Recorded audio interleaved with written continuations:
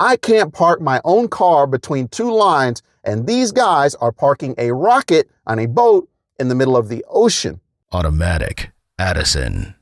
SpaceX went public last week, now worth $2.3 trillion, the biggest IPO ever. Elon Musk is the first trillionaire. The money, the money, the money. I don't care about any of that. The real story is that the most famous rocket company on Earth filed its IPO papers as a computer company. That's like a shark registering as a goldfish. But don't let the Goldfish Act fool you. For most of the last 60 years, almost every rocket flew once and then dropped into the ocean. That's like buying a new car, driving it to dinner once, and then setting it on fire in the parking lot every single day. You'd be broke by Tuesday. SpaceX said nope. They fly it up, and the booster flies itself back down and lands standing straight up. Sometimes on a little boat in the middle of the ocean, sometimes right back to where it took off. Setting a rocket down that gentle is like landing a falling skyscraper on a dinner plate. I can't park my own car between two lines, and these guys are parking a rocket on a boat in the middle of the ocean. Then they fly that same booster again and again. One of them has flown 35 times, and I've seen it. Back in April, I drove down to Jetty Park, right by Cape Canaveral in Florida, to watch a Falcon Heavy go up and come right back down. The booster drops out of the sky, then stops and just stands there. The sonic boom hit me in the chest like somebody slammed a door on the whole sky. I filmed it, it's in my shorts, but the video doesn't do justice to what it's like in person. It's amazing.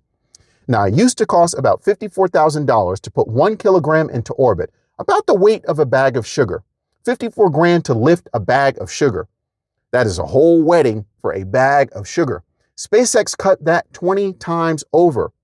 Then they used those cheap rockets to throw more than 10,000 little internet satellites over your head.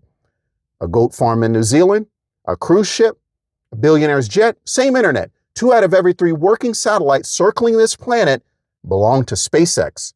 One company, more than the entire rest of the world combined. But the booster coming home is the part they already pulled off.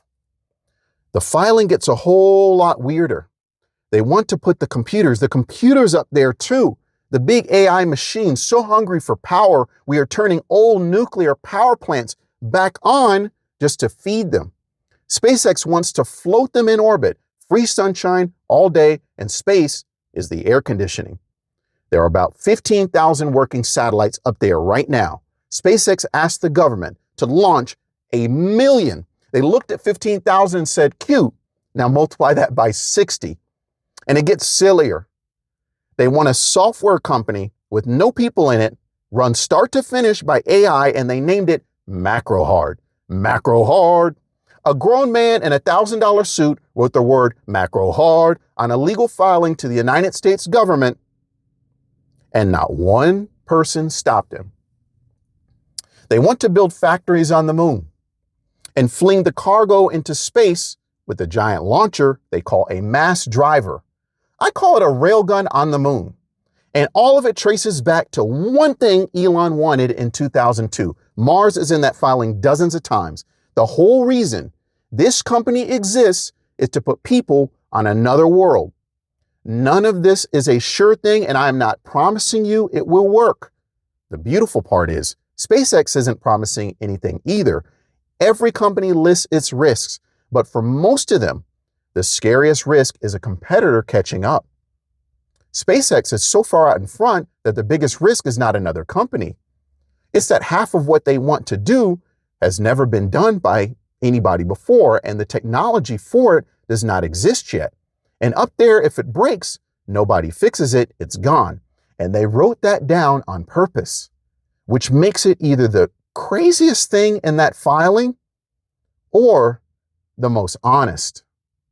Automatic. Addison.